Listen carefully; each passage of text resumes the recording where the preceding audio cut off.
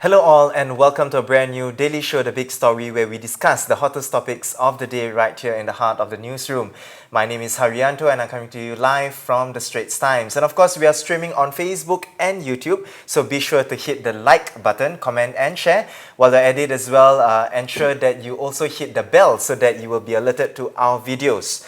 I will have my newsroom colleagues joining me in this show to talk about the stories that got you talking today. And of course, today I have with me right here, Jolene. Welcome, Jolene. Thank you for having me. Now, under the spotlight, better protection against sexual harassment offenders. Now, this came after undergraduate Monica Baey's case captured public attention, where she was filmed in the shower by a fellow student in National University of Singapore. Now, in Parliament yesterday, Home Affairs and Law Minister K. Shanmugam stressed that there are no free passes for sexual misconduct offenders, even if they are university students. Now, NUS and the police have been widely criticised in the way they handled Monica Baey's case. So, Jolene, you covered the Parliament story yesterday. Tell me, what were the points that stood out from Minister Shanmugam's speech in Parliament yesterday? I think, as you mentioned, the point that he made about there being no free passes was definitely one of the biggest talking points. Yeah. So it was good that he addressed that. Yeah. And he also explain the situations in which the police would handle these cases with leniency and where there would not be. So, for example, if the offender shows a certain level of remorse or maybe cooperates with the police, then leniency may be shown. But I mean, on the flip side, if there were attempts to evade detection, such as like covering the CCTVs or masking his face, then those are situations where leniency will not be shown. Right. Yeah. So he gave those examples, and also there's also the proposed changes as well, right? To put it under a different offence, as it were. So more on that? Currently, voyeurism is treated as a insult of modesty cases. So I think the proposed changes are to deal with it as a separate standalone offence with harsher penalties.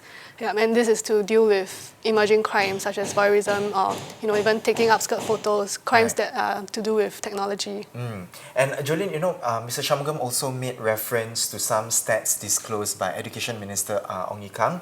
Now, in the past 3 years, the 6 local universities handled a total of 56 cases of sexual misconduct involving their students, now 14 of which happened off campus.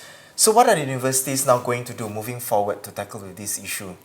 So Mr. Ong did say that the two strikes policy is inadequate, but he also did caution against expulsion being the default.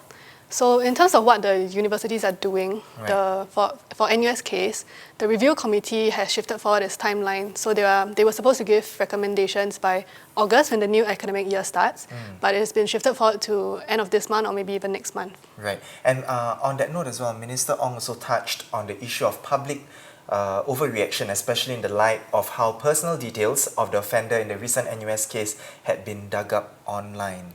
More on that, Jolene, as well. Yeah, he did caution against doxing and mob justice, trial by social media, and I think that is something that a lot of members of the public can resonate with. So a lot of comments have been floating around online on how doxing was not right.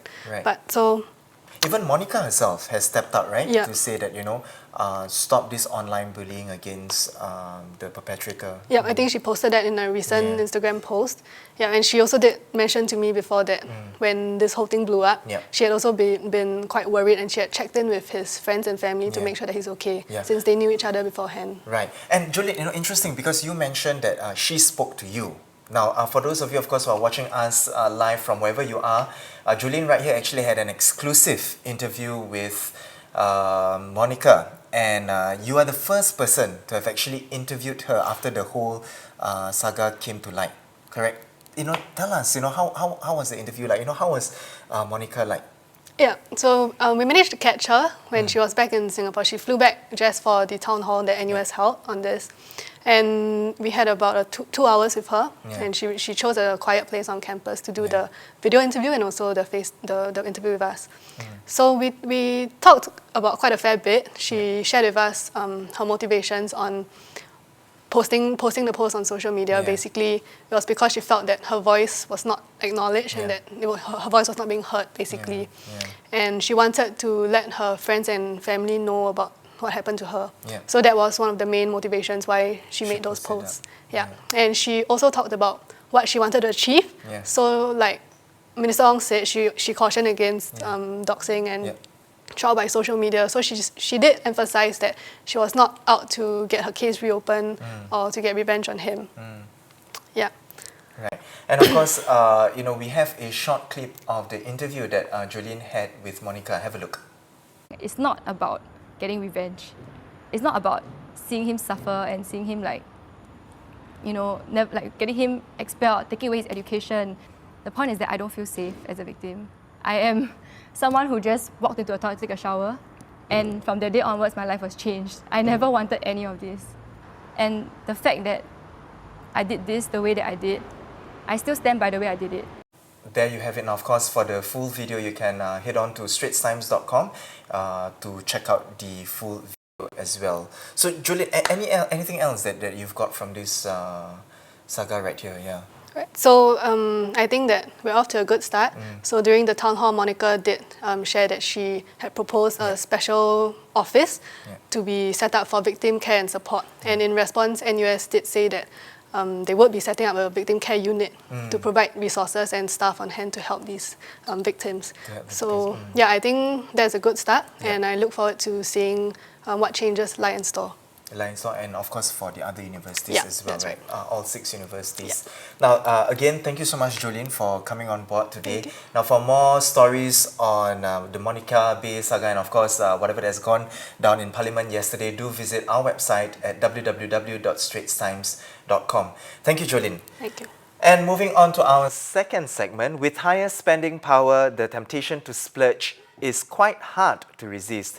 Now, get nice clothes, dine at expensive restaurants, drive swanky cars, or even live in luxury homes. But for these few CEOs, they choose to live in moderation, drive mid-range cars, and live in public housing. Despite pressures from their contemporaries, they still choose to live a more moderate lifestyle. Now, I have here with me lifestyle correspondent Benson Ang, who wrote this story about CEOs who live in HDB flats. Benson, tell us, how did this story come about? Well, one of the columnists in ST is Mr. Abel Ang, and he's the CEO of a medical device company in Singapore. So 2 months ago, he wrote a column about his simple life as a CEO living in a HDB flat. And this story did very well. It was widely shared on social media. It had more than 640 likes on Facebook. And that's how our editors got the sense that this is a topic that resonates well with our readers. And they decided to do a follow-up article on it. And was it hard to find CEOs living in HDB flats? Are they very rare? Because in your story, you quoted quite a few, right? I think 2 to 3 CEOs. Was it easy to find them? To be honest, it wasn't that hard. Oh, okay. Wow. We know at least 4 CEOs in Singapore who live in HDB flats. And after Mr. Abel Ang's column was published, a reader actually wrote in to us to say, oh, this is an interesting topic, and if you wanted to write a follow-up story, here are the names of 2 CEOs who live in HDB flats. So that's how you got your lead. So that's how we got 2 of them. Yeah. And I got the last one through my own contacts. And I'm quite confident that there are other CEOs out there. CEOs out there as well. So ever since the story broke, have any other CEOs got in touch with you? Not yet. Not yet, at least. Yeah. Now, why do you think Mr. Ang's account has garnered a lot of attention, on social media? Well, first and foremost, I think we need to qualify that you can stay wherever you stay in, be it a HDB flat or in private property. This is a lifestyle choice. Okay, as long as you can afford it, it is fine. That said, we are all social creatures. So when Mr. Abel Ang's column was published, there were readers who wrote into him, and they said, "Oh, I work in the finance or the legal profession, and in these industries, the trappings of success were seen as very important. So if you were a CEO and you chose to stay in a HDB flat, somehow these indicators do not befit the success of your company, or that if you were a CEO who chose to live in a HDB flat, you were not giving your subordinates enough to aspire to. So if you ask me, the issue is about how what your house and your car can say about you, Yeah. and also what others expect these indicators to say about you. To say about you. And you know, as you interview these CEOs and you get a sense, you know, of why they choose to live in HDB flats, what were some of the reasons that they gave? You know, why did they choose to live in HDB flats? Well, from my interviews, the reasons vary widely. For example, there was one CEO who said that he wanted his money to do good. So his family is part of a foster scheme. Right. Or program in which he invites children Yeah. from less fortunate circumstances into his family. A second CEO has been living in his HDB flat for 33 years, so he's very used to living there, and inertia keeps him from moving out. Okay? And the last CEO, he used to stay in a condominium, Yeah. but he moved into a HDB flat recently because the flat was near the MRT station. Right, right. So varying reasons as to why they choose to live in HDB flats. You know, talking about that, of course, people then ask, you know, are these CEOs really choosing this kind of lifestyle because, you know, that's what they want to do, or are they just frugal? Well, that's a very good question because living in a HDB flat is often seen as a frugal decision because public housing is seen as more affordable than private housing. That said, however, we can spend money on all aspects of life. There are so many aspects of life that we can spend our money on. So, and interestingly, of the 4 CEOs that we know who live in HDB flats, 3 of them own 1 car, and 1 of them owns 2 cars. Ah, okay.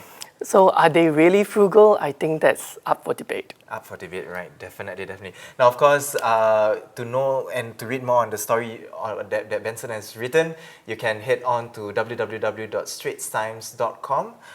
That is on CEOs who choose to live in HDB flats. Thank you so much, Benson, for taking time off to be with us here at the studio as well for the big story. Now, there we have it. Our top stories for the day. For more news and videos, do head on to our website at www.straitstimes.com. Once again, I'm Haryanto. Join us again same time tomorrow for more stories on the big story.